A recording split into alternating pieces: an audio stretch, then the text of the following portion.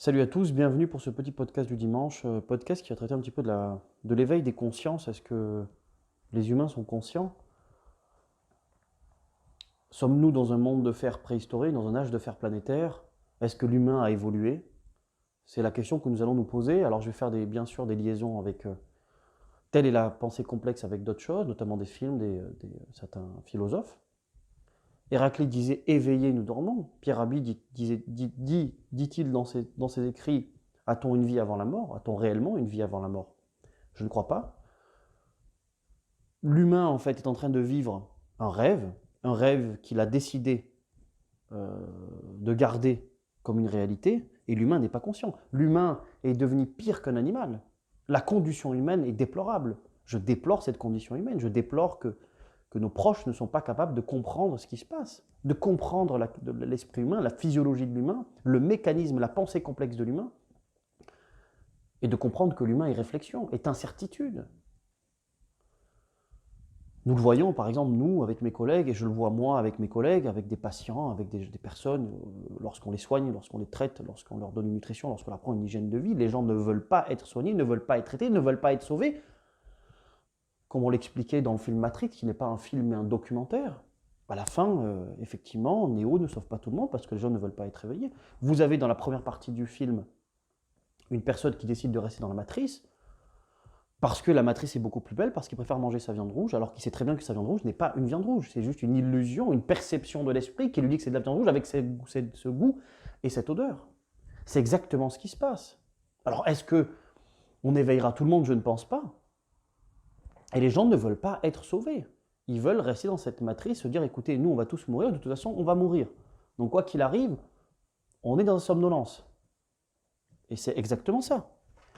Les gens sont fatigués, ils n'arrivent plus à réfléchir. Alors peut-être faudrait-il mettre des machines et contrôler les humains par des machines, parce que l'intelligence et les compétences pratiques des humains sont faibles, et l'intelligence et les compétences pratiques des machines progressent à l'infini. Et peut-être qu'un avenir robotisé va permettre en fait de conduire à une meilleure préservation de l'espèce humaine, parce que l'être humain ne veut pas s'éveiller. Et nous sommes clairement, comme le dirait Edgar Morin, à l'âge de fer préhistorique, mais nous sommes au point mort, à l'âge barbare des relations entre les humains, entre les peuples et les nations. On a oublié aussi que l'humain était fait de folie comme tout le monde. Nous avons le droit d'avoir une idée, nous avons le droit d'avoir une opinion, nous avons le droit d'être énervés. Aldous Huxley disait « La plus grande leçon de l'histoire est que les humains ne tirent pas des leçons de l'histoire. » En fait, ce n'est pas seulement qu'on ne tire pas des leçons de l'histoire, c'est qu'on ne s'interroge pas sur l'histoire. Qu'est-ce que la complexité de l'humain? Qu'est-ce qu'Homo sapiens et Homo ludens? On est fait de folie, mais aussi de raison et de folie. Homo sapiens, raison.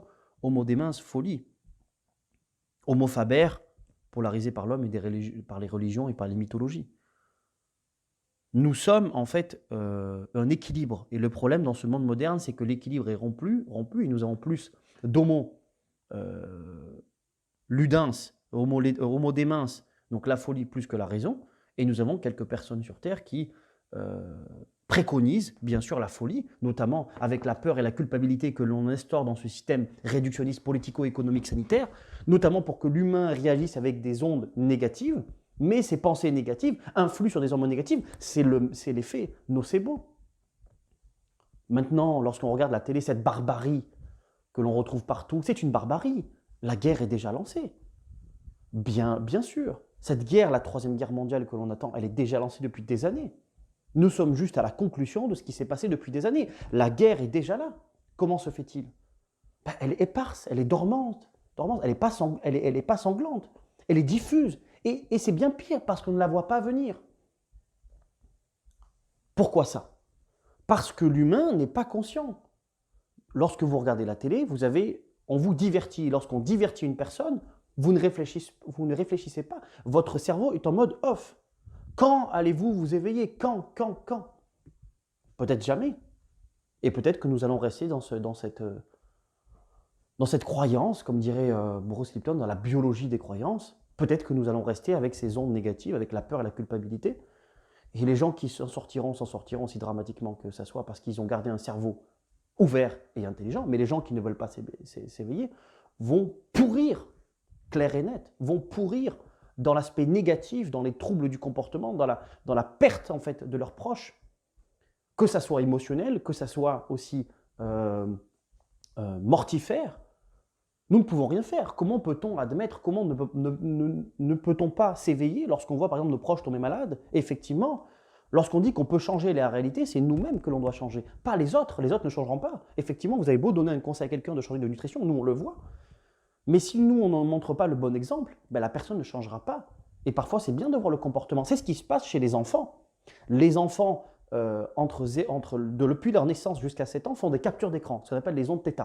Ils capturent l'écran en fait de ce qu'on fait, donc ils ne parlent pas, ils regardent et ils appliquent. Maintenant, si vous mangez un merguez le matin, l'enfant me le mangera parce qu'il suit exactement ce que vous faites.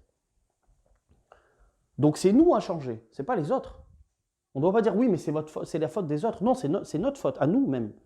Lorsque vous regardez la télé tous les jours et que vous vous mettez sur le canapé pendant des heures et des heures, bah, il faut savoir que vous avez fermé votre cerveau et on peut vous mettre tout ce que vous voulez. C'est une sorte d'hypnose, comme le dirait Sophie Rasson, médecin psychiatre. Donc non, l'humain n'est pas éveillé et préfère rester endormi.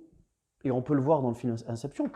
On peut le voir lorsque, effectivement, dans Inception, avec Leonardo DiCaprio, que les personnes préfèrent dormir, c'est le cas même de l'acteur principal, pour revoir sa femme et revoir toute son histoire, et préfère s'endormir parce qu'effectivement, il peut créer des choses de l'imagination que dans la réalité, il ne peut pas créer. Mais on peut créer de l'imagination. On peut changer le monde. On peut changer le monde. Mais les gens ne veulent pas changer le monde. Ils préfèrent rester endormis. Et je comprends pourquoi certaines personnes profitent de cette situation. Parce que l'humain ne veut pas s'éveiller. Et faudrait-il des robots, du coup, pour contrôler les humains qui sont endormis? Probablement. Puisque les humains ne veulent pas s'éveiller. Et veulent rester dans l'âge de fer préhistorique, dans l'âge barbare des relations humaines et des nations. C'est exactement ce qui se passe. Et peut-être que le contrôle humain des machines, ça sera la conscience des machines, de Gotthard Günther. Et le film Matrix, ça sera exactement ça. Nous sommes dans une machine centrale qui va contrôler les humains. Mais en fait, c'est absolument la résistance humaine qui doit s'opérer, notamment par l'éveil des consciences. Manifester, ok, mais pourquoi faire? Pourquoi faire? Vous ne pouvez pas manifester. Vous manifestez pourquoi? Pour tout casser. Ça ne sert à rien. La manifestation, elle est d'abord au niveau psychologique. C'est ce qu'on revoit dans 1984 avec George Orwell. Elle est d'abord psychologique et c'est dans le cerveau que ça naît. Et notamment dans les actions. Manger moins de produits transformés. Avoir une bonne attitude avec ses enfants. Ne pas être négatif. Tout ça induit un effet positif sur la réalité. Et vous allez, par la loi de l'attraction, attirer les autres. Et c'est exactement ça. Et nous sommes de toute façon dans un univers où les machines en fait vont triompher, et c'est déjà le cas. Les machines étatiques, les grandes machines économiques, et qu'elles obéissent en fait à leur logique propre. Internet en est une incarnation principale. Internet est une machine qui a dominé le monde, Google, etc. Mais aussi, Internet a permis le déploiement et a permis le dévoilement des secrets d'État. On avait Julian Assange, fondateur de Wikileaks. On peut citer l'avocat Juan Branco, d'accord? Et que ce mathématicien a su décrypter les codes secrets du Pentagone et de l'État américain. Et qui a publié des milliers de documents relatifs au mode opératoire de l'armée américaine en Irak. Comment un seul mathématicien a pu déchiffrer des chiffres top secrets? Il y a aussi Edward Snowden, informaticien américain, ancien employé de la CIA et de la NSA. Ce sont des lanceurs d'alerte. Et je pense que dans cette barbarie intense et dans cet état sombre, et gardez-le en tête si je vous dis ça, c'est pas pour vous faire peur, mais il y a de la lumière, il y a une nouvelle foi, une nouvelle croyance, une nouvelle religion, des nouvelles découvertes, des nouvelles inventions révolutionnaires. Et c'est exactement ça. La transhumanité va nécessiter une pensée de la condition humaine et de l'aventure humaine, comme dirait Edgar Morin. Une conscience des chances et des dangers que comporterait la complexité anthropologique. Et nous devons nous éveiller. Il faut savoir que Internet a été créé, mais lorsque ça a été créé, ils n'ont pas prévu l'ampleur de ce virus. Et parfois, peut-être que, aussi paradoxal que ça soit, les personnes qui ont créé Internet se sont vues, en fait, coincés dans un labyrinthe qui est leurs propres travaux, leur propre technologie Internet qui les a bloqués dans un système. Puisque Internet se propage partout maintenant, vous pouvez tout dire sur Internet. Alors que maintenant, avant ça, vous n'avez que la télévision. Donc c'était soit ça, soit les informations. Vous n'avez plus d'autres informations. Et en temps de guerre, on a vécu ça. Donc il est important que l'humain en fait s'éveille parce que, et je prends toujours l'effet de Matrix, nous ne pourrons pas sauver tout le monde en matière de nutrition. Mon but n'est pas de travailler sur le caractère politico-économique, de travailler sur la nutrition, de manger mieux, d'apprendre à manger mieux, d'avoir des bonnes relations humaines avec nos parents, notre famille. Il faut arrêter d'être coupable. Ne vous endormez pas en ayant regardé quelque chose qui ne sert à rien. On est un être intelligent et complexe. Et donc, je pense qu'il va falloir qu'on change de façon de vivre, absolument. Et puis, notons aussi l'avenir. Alors, je sais que beaucoup essayent de penser que 1 plus 1 égale à 2, mais ce n'est pas le cas. 1 plus 1 est supérieur à 2 ou 2 est supérieur à 1 plus 1. C'est la pensée holistico-réductionniste. Mais nous avons aussi l'avenir est incertain, le problème, les inattendus.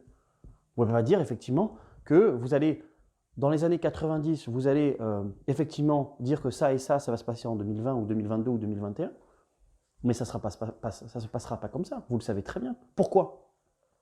Ben parce qu'il y a des inattendus. Regardez en mai 68, où il y a une partie de la jeunesse qui se révolte, en 89 avec la chute du mur de Berlin, en 2001 avec la destruction des 2 tours du World Trade Center, qui déclenche des interventions désastreuses des États-Unis en Irak et en Afghanistan. On a une crise économique en 2008.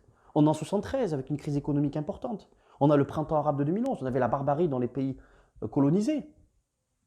Tout ça, on avait la guerre du Vietnam avec les États-Unis qui attaquaient le Vietnam. Et c'était une guerre du fini contre l'infini. Et pourtant, parce qu'eux se battaient contre leur survie, ils ont gagné. Mais c'était foutu déjà à l'avance. Vous voyez ce que je veux dire? Donc effectivement, il y a des inattendus et il ne faut pas s'attendre que tout soit linéaire. Il peut avoir des inattendus. Et parfois, c'est dans la barbarie et dans l'état sombre que la lumière jaillit. Et peut-être que la vision holistique jaillira de cet état sombre. Voilà pour ce podcast. C'était un podcast plutôt un peu philosophique. Éveillez-vous. Éveillez-vous, c'est très important. Et prenez des mesures correctives. Absolument. Vous devez vous éveiller. Sinon, on le fera à votre place. Et peut-être que vous en sortirez un petit peu. Et peut-être que nous sortirons un petit peu de cette crise de l'humain. Parce que ce n'est pas une crise politico-économique sanitaire, c'est une crise de l'humain. L'humanité cherche l'humain pour résoudre cette crise. Non les machines. Et peut-être qu'on a passé à un autre stade parce que l'humain ne veut pas s'éveiller, ne voulait pas. Parce que l'humain est une gangrène, un virus. Lorsqu'on peut le voir, lorsqu'on peut le voir dans Matrix aussi. Attention. Essayez de trouver une autre alternative à ça, essayez de trouver une autre solution, éveillez-vous. Et comme je le répète avec le terme, l'expression d'Héraclite, éveillez, nous dormons. Merci à vous pour ce petit podcast. C'était un podcast peut-être explicatif pour vous expliquer un petit peu ce qui se passe et qu'absolument, il faudrait s'éveiller sur tout ça et trouver une solution à cette crise qui est l'humain et changer de paradigme. Voilà.